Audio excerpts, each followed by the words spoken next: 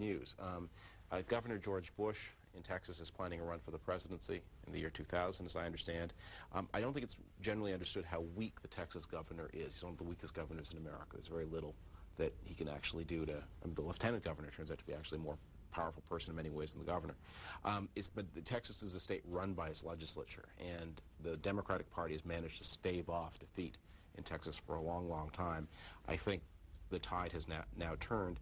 It is a reminder of how epiphenomenal the whole Clinton presidency is. That the Clinton presidency, from the Democratic point of view, is sort of like getting your teeth capped while your gums are rotting. That the top of the ticket is still there. There's still a Democratic Party on top, but all the way down, that the Democratic Party is decomposing before our eyes. There's a lot of optimistic talk among Democrats at the time of the election. Christopher Hitchens, I guess you'd call him corporate colleague, Sidney Blumenthal, who writes for the New Yorker, a sister publication of Vanity Fair, suggested that the story here is that the Republican Party is disintegrating, and that we've now got this new Democratic coalition. In fact, this is evidence of the underlying strength of the Republican Party and the underlying weakness of the Democrats.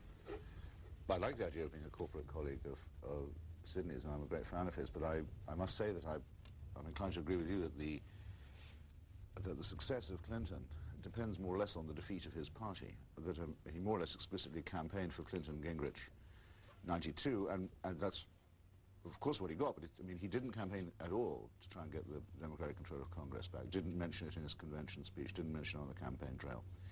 Really, I think had internalized the idea that he owed his recovery as a president to the defeat of his party by Gingrich in '94, and the Texas thing may not be the symptom of that you suggest, but there's nothing wrong with your underlying analysis. The Texas thing could also be, I suppose, taken as a symptom of something else that's long-term, the southernization of the GOP. The president will be speaking to his party, or at least a section of the party today, about 12:15. We'll have the speech here on C-SPAN to the Democratic Leadership Council. It's a group that he once headed. Gerald Seib in the Wall Street Journal today. This will be the most serious policy speech Mr. Clinton gives between his election and his inauguration, so it bears watching for signs of what is to come in the next 4 years. The DLC is the living refutation of all those who believe that Clinton is a closet liberal.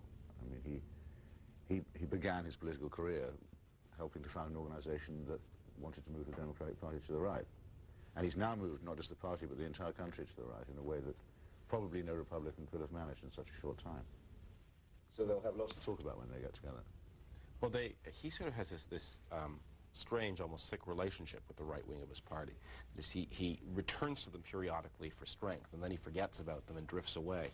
And that he will periodically make these trips of contrition and reunification with the DLC. That he had a big meeting with them after the 1994 election. I think that was his first big speech, was to the DLC again. Then he forgot about them for a while, and now he's been reelected. Now he returns, I think that they're like, it's like some Victorian saga about the mother of a bad boy, and he always shows up when he's in trouble on mother's steps, weeping and wailing, and she takes him in and gives him a meal, and then he's off again back to the saloons. And I think that is, I wouldn't say that President Clinton is a liberal. On the other hand, I think it's exactly the same kind of mistake to say that he's a right-wing Democrat as it is to say that he's a left-wing Democrat. Can't think what saloons you're talking about. Well, the flesh pots of liberalism. Go on. Yes. Well, what would be his most conspicuous recent visit there, would you say? Well, I do know what you mean by saloons and flesh pots, but for example, he gave his a big black tie address to the DLC after the 1994 election, in which he said he would be a good boy and not indulge in irresponsible politics and do the kinds of things they believed in. The thing they probably believe in more than anything else is getting control of the budget, making sure that they bring the entitlements problem under control, and getting America's long-term fiscal balance in order. What Clinton then spent the next 18 months doing was fighting the Medicare battle in a way that is going to make it immensely more difficult to achieve any of the reforms that the DLC believes in, and that he has won the presidency on a slogan, no changes to Medicare. Well, there are going to be changes in Medicare. There must be changes in Medicare, and DLC people believe that more than anybody. And yet he himself, by the way he fought his election campaign, the way he outmaneuvered the Republicans in the last Congress, has made it extraordinarily difficult to achieve that. Now he's there for absolution and is promising that in his second term he's going to he is going to do exactly what he promised not to do in the last 18 months of his first term. And the reversal on the balanced budget amendment must be worth any number of what anyone understands to be election year remarks about Medicare. In the well, if you're totting up ideological evolution, I think it is. Headline in the Wall Street Journal concerning balanced budget, as Mr. Hitchens pointed out, balanced budget amendment is up for grabs over on Capitol Hill, in House at least, while support strengthens in the Senate. We've got a lot more we want to bring to the table, but we do want to get some of the viewers involved here. Our first call for David Frum and Chris Hitchens, Dover, Delaware. Thanks for hanging on. Good morning. Good morning. Hi. Yeah, good morning. I'd like to make a couple comments. One is that I've worked in the hospitals for almost 20 years. I'm an anesthetist, and I've participated in abortions, and as far as giving anesthesia for individuals who needed them. I've never seen one partial birth abortion in 20 years. I've seen instances where the gynecologist has made a wrong determination, and the lady is later on in the birth than we realized, and they've used saline injections, generally speaking, to deliver these babies that are, closer to full term. But the only time I've ever seen a baby dissected was when they thought that the child was much earlier than he was, and they'd already started the abortion procedure, and they had to remove it then because it was already dead. That's the one thing. The other thing is that the abortion rights people would spend more time trying to help the living children who need help.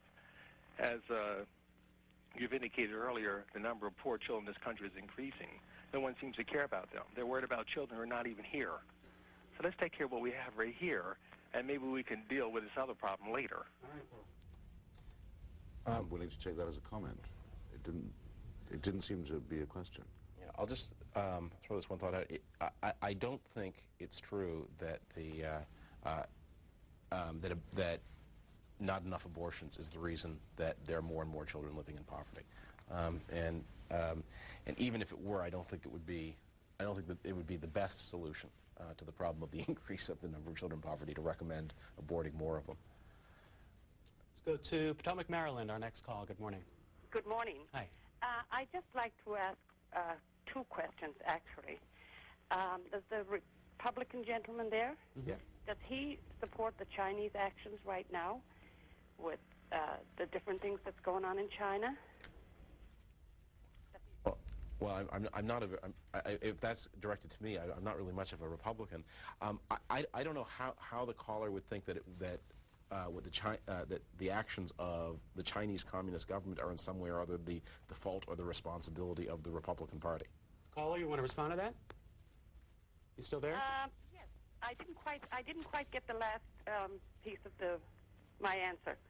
What? Hello? Yes. Yeah, Well, the Republican Party is the Republican Party is the ideologically anti-communist party that is always being attacked for its, in fact, inflexible and rigid attitude on questions like communism. So I don't know that there are very many Republicans who would endorse the actions of the Chinese government. Well, I guess I really didn't ask the right question. What I really had in my head was the one-child policy that they have in China. Okay. We understand, caller. Which is a very fascinating policy, because if you think about it, it means that in a generation or so there would be no realistic word for brother or sister, which would be a very odd thing for a communist society to find that it had created. Not to mention the thought of a society of 1 billion people all made up of only children. By the way, talking of that, you see that Freud's come back in Russia.